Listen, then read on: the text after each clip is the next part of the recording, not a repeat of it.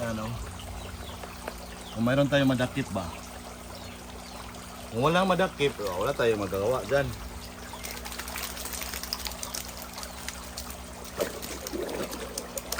So, ang kagandahan mga busing, hindi ka nalulusong sa pan mo. Yan ang mga technique natin mga boss. Nandito lang tayo mga boss, oh. Wala tayo, hindi tayo nabasa, oh.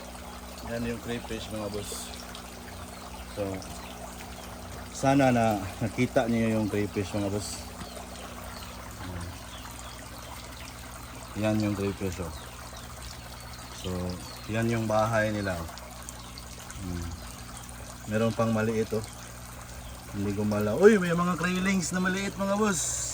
So effective tayo mga boss kasi kita natin yung krillings. Yan. Amphibian pala ito sila mga boss.